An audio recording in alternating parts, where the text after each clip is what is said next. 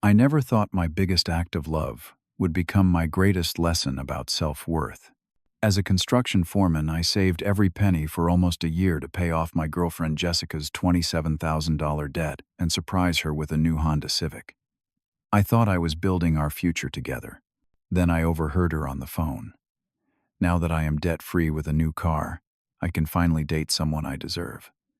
Those words shattered everything I believed about our relationship. Before I tell you how I turned this heartbreak into the best decision of my life, let me know where you are watching from, and hit subscribe if you have ever gone above and beyond for someone who did not appreciate it. 2 years ago, on a perfect summer evening, my buddy Tony invited me to his backyard barbecue. That is where I first saw Jessica. She was laughing with some friends near the fire pit, her blonde hair catching the golden light. When she smiled, it lit up her entire face, and I found myself gravitating toward her throughout the night. Eventually, I worked up the courage to introduce myself. "I am Angel," I said, offering her another drink. "Jessica," she replied with that captivating smile. "You are Tony's friend from the construction company, right?" We talked until the party wound down, discovering shared interests in hiking and crime documentaries. When I asked for her number, she gave it without hesitation. Our first date was the following weekend, at a local hiking trail, followed by lunch at a casual restaurant overlooking the lake. From the beginning, our relationship felt passionate and seemingly perfect. Jessica worked as a receptionist at a prestigious dental office downtown. She was smart, outgoing, and always dressed impeccably. I found myself constantly wanting to impress her, to be worthy of the beautiful woman who had somehow chosen to be with me. 3 months into dating, the first signs of her financial struggles emerged. We were having dinner at her apartment when a call came in that she ignored, her face tightening with stress. "Everything okay?" I asked. After hesitation, she explained it was another debt collector. Through tears, she revealed she was drowning in student loans and credit card debt. Much of it, she explained, came from her previous relationship with a guy who had convinced her to put their shared expenses on her cards. When they broke up, he left her with the bills. "I feel so trapped," she said, wiping her eyes. "I work so hard but can never get ahead. The interest just keeps piling up." My heart ached, seeing her distress.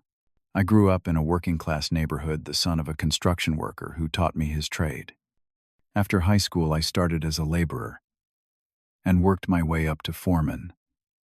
Through sheer determination, I understood financial struggle and the value of hard work. "Let me help," I offered that night, paying her past-due electricity bill. The relief and gratitude on her face felt better than anything I had experienced. After that, Jessica began sharing more about her financial situation. She owed $20,000 in student loans and $7,000 in credit card debt. The minimum payments were barely covering the interest, and she described constant anxiety about money. When I helped with small expenses, Jessica would show tremendous appreciation. She would cook special dinners or plan thoughtful dates at free community events. But I also noticed how she would sigh when scrolling through social media, seeing her friends with new cars or designer purses. "Madison's boyfriend just took her to Cancun," she mentioned once, her voice casual, but with an undertone I did not recognize at the time. "He is a financial analyst at some big firm." Another time, Kayla's boyfriend surprised her with a Tiffany bracelet just because it is Tuesday. Can you imagine? Those comments planted seeds in my mind. I wanted to be the kind of man who could give Jessica everything, who could remove the financial stress clouding her happiness. I began picking up overtime shifts and weekend side jobs, installing decks and finishing basements for extra cash. For 6 months straight, I worked 60 to 70-hour weeks. I lived frugally in my modest one-bedroom apartment, driving my 10-year-old truck and saving almost everything I earned. Jessica noticed my exhaustion but seemed touched by my dedication to work, not realizing it was all for her. "You are such a hard worker," she would say, massaging my shoulders after a long day. Not like my ex, who just wanted to party all the time. One night, as Jessica fell asleep on my shoulder during a movie, I looked at her peaceful face and realized I was completely in love. I wanted to build a future with this woman, to see her happy and free from worry. That is when I made the decision that would change everything.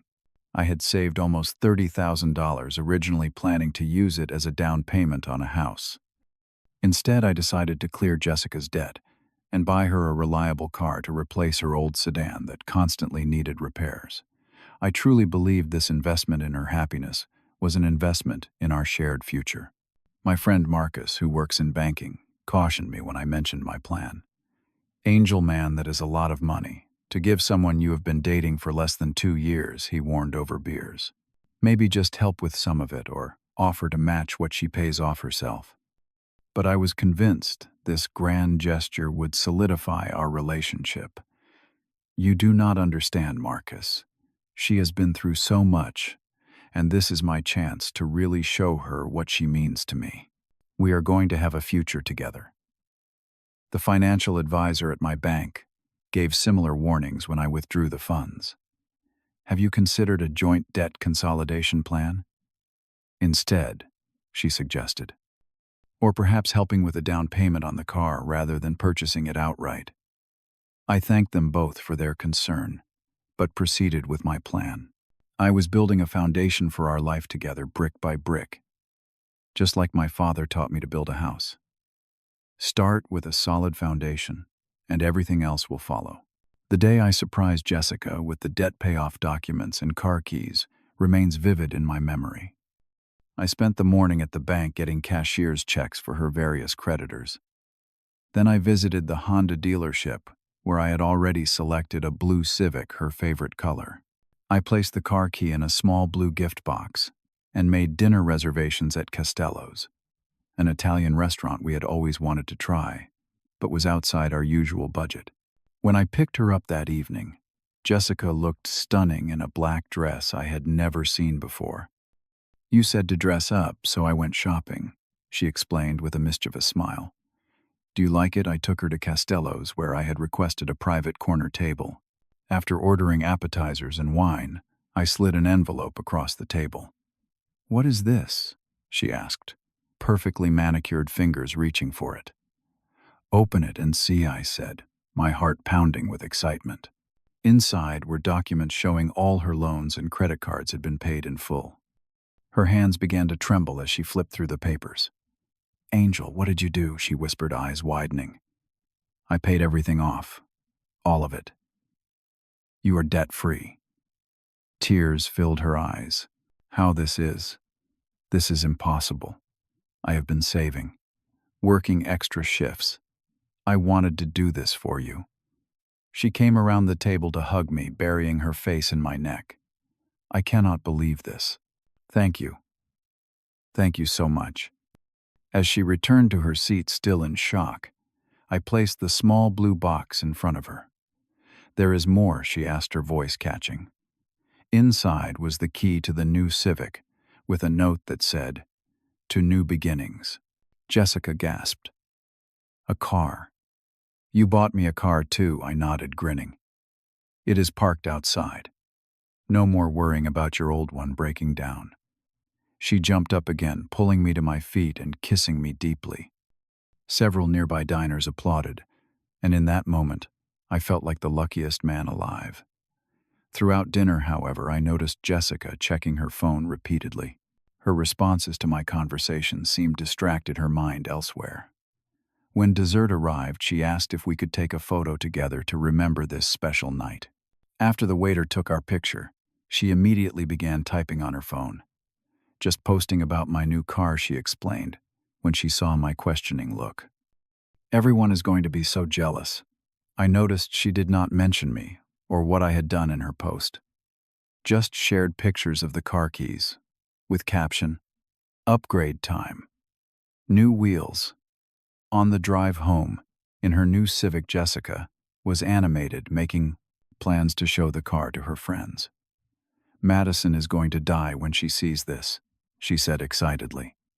She has been complaining about her Ford for months, and Kayla has been begging her boyfriend for a new car since forever. I noticed how much her focus was on her friends' reactions, rather than what the gift meant for us, but I brushed it off as natural excitement. The next morning I woke to find Jessica examining herself in my bathroom mirror, a slight frown on her face. "What do you think about me getting highlights?" she asked, when she noticed me watching. Now that I do not have all these bills to pay, I could finally afford to go to that salon downtown. "Whatever makes you happy," I replied, still sleepy. "You look beautiful either way." She glanced around my apartment with new eyes. "We should think about getting you some new furniture too. This place could really use an upgrade. Do not you think?" Over the next week, I noticed subtle changes in Jessica's behavior.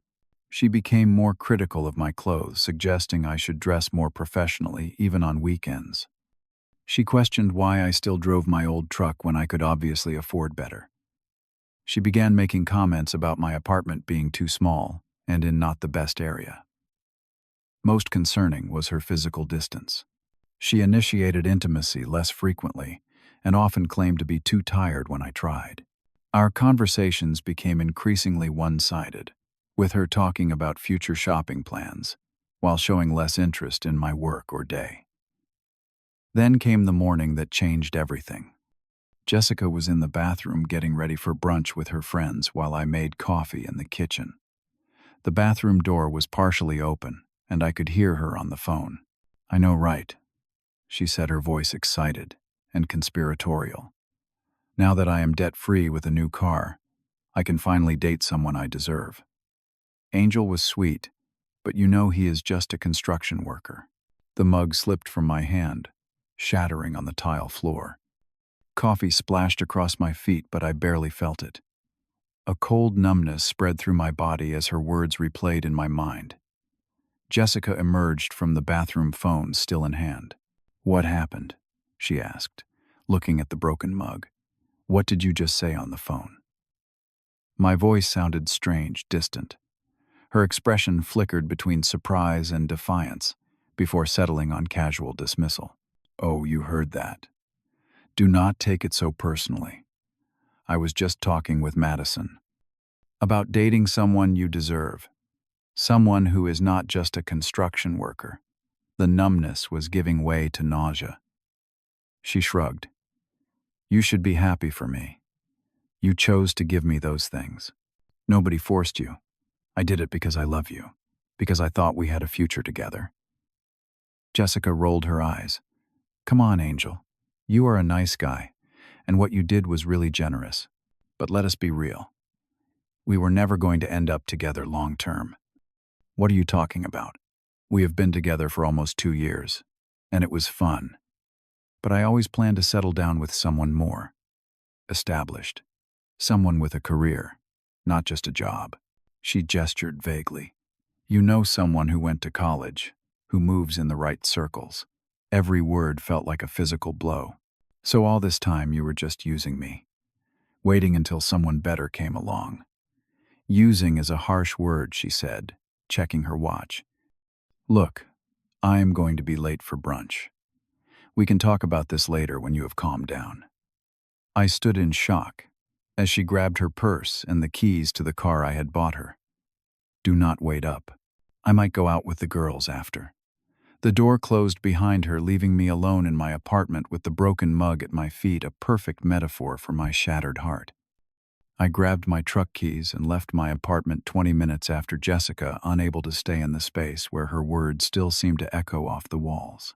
I drove aimlessly through the city, my thoughts racing as fast as my heartbeat. Had I been blind this entire time, I replayed conversations and moments from our relationship, now seeing them in a harsh new light. The subtle ways she had always positioned herself as doing me a favor by dating me.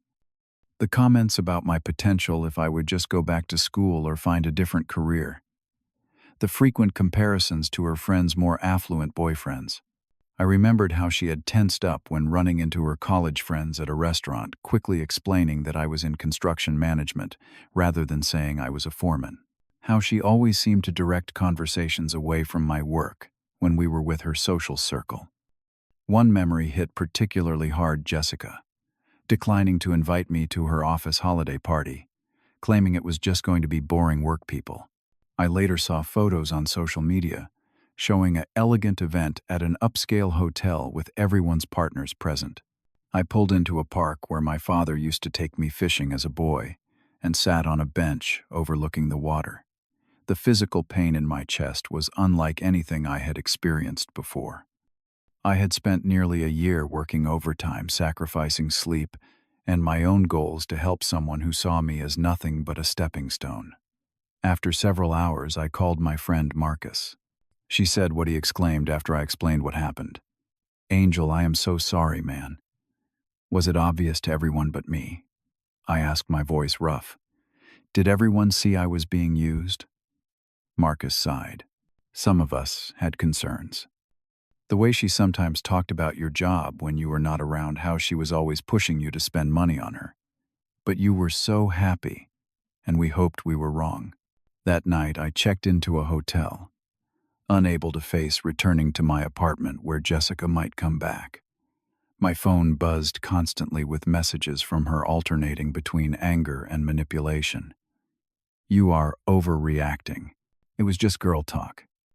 After everything we have been through, you cannot even talk to me. Fine, be that way. I do not need this drama. I am sorry if what I said hurt you. You know how much I care about you. Are you seriously ghosting me right now?" Real mature. I contacted my lawyer friend Richard the next morning asking about my legal options regarding the car and debt payments. His response confirmed what I already suspected. "Unfortunately, those were gifts with no written agreement for repayment," he explained. "Legally, you have no claim to recover any of it. The car title is in her name, right?" "Yes," I confirmed. "Then it is her property." "I am sorry, Angel. The best thing you can do is cut your losses and move on." For a brief dark moment, I contemplated revenge scenarios. I could tell everyone how she had used me. I could repossess the car illegally. I could make her life difficult in countless small ways. The anger burned hot enough that these thoughts provided momentary satisfaction. But then I thought of my father.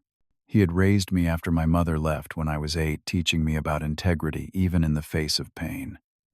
"Son," he would say, "the measure of a man is how he acts when life is unfair, not when everything is going his way."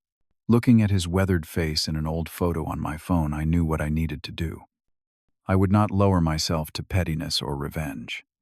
Instead, I would reclaim my dignity and rebuild my life with the same determination I had used to advance in my career. I developed a 3-part plan. First, communicate clearly with Jessica to end things permanently. Second, focus intensely on rebuilding my savings. Third, learn from this experience without allowing it to make me bitter or mistrustful. When I returned to my apartment the next day, I found Jessica sitting on the couch with 2 suitcases beside her. She jumped up when I walked in. Finally, "Where have you been?" she demanded. "I've been worried sick." I needed space to think, I said calmly. "Well, I thought I should pack some things to stay with Madison for a few days, give you the space you apparently need." Her tone suggested she was doing me a great favor. "That is probably for the best," I agreed. "But we need to talk first." I sat down across from her, maintaining eye contact despite the pain it caused. "Jessica, we are done. This relationship is over. Because of one comment you overheard. That is ridiculous." "No, because that comment revealed the truth. You never valued me as a person. You valued what I could provide while waiting for something better to come along." "That is not fair," she protested, though her eyes slid away from mine. "What is not fair is working 70-hour weeks to help someone who was just using me." My voice remained steady. "I do not hate you, Jessica, but I deserve better than being someone's stepping stone." She switched tactics, tears filling her eyes. "I did not mean what I said. I was just trying to sound cool for Madison. You know how she is. Even if that were true, which I do not believe, we cannot come back from this. The trust is gone. So that is it. After everything you did for me, you are just throwing away our relationship." "I am not throwing anything away. I am acknowledging what already exists." Her tears dried surprisingly quickly. "Fine. I have actually been talking to someone else anyway." "Let me guess. Someone with the right job and right background." Her silence was confirmation enough. Is it your ex? The financial analyst. A slight flush colored her cheeks. Ryan reached out a few weeks ago. He just got promoted at his firm. Of course. The timing perfectly coincided with her debt being paid off and getting a new car. Now she was presentable enough to return to the man she really wanted. I hope you find what you are looking for, I said, genuinely meaning it. Let me help you with these bags. As I loaded her suitcases into her new Civic, Jessica watched me with a mixture of confusion and irritation, clearly having expected more drama, or perhaps more attempts to win her back. So, this is really it? She asked as I closed the trunk. I nodded.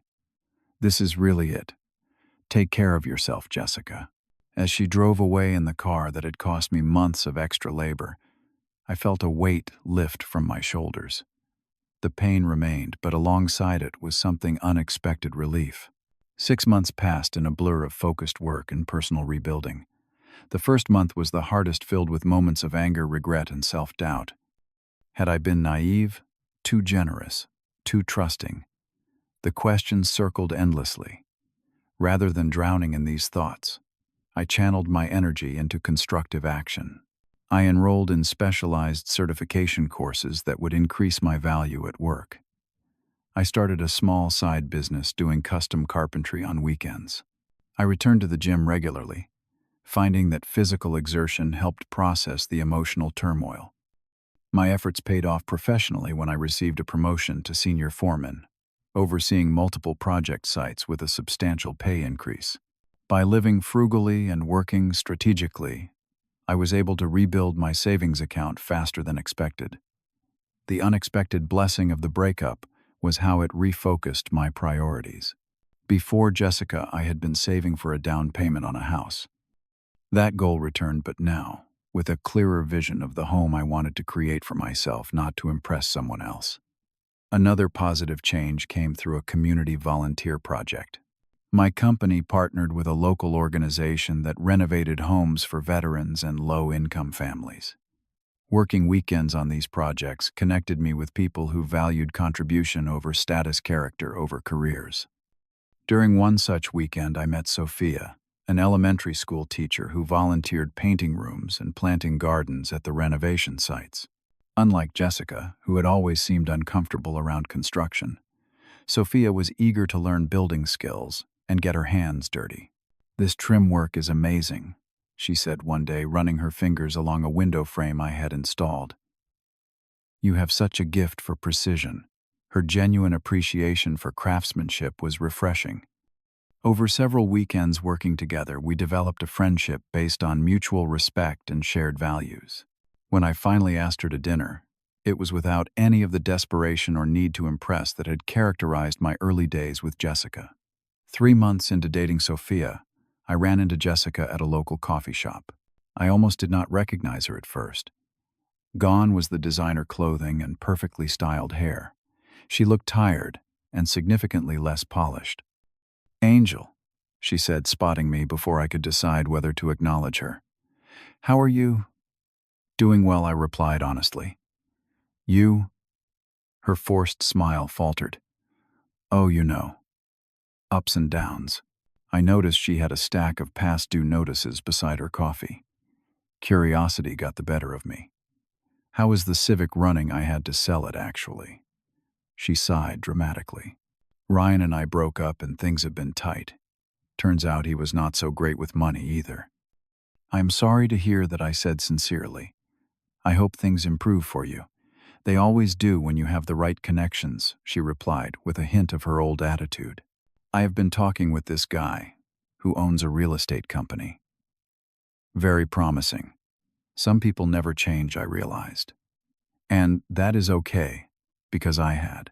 As I walked away, I reflected on the painful but valuable lessons Jessica had taught me.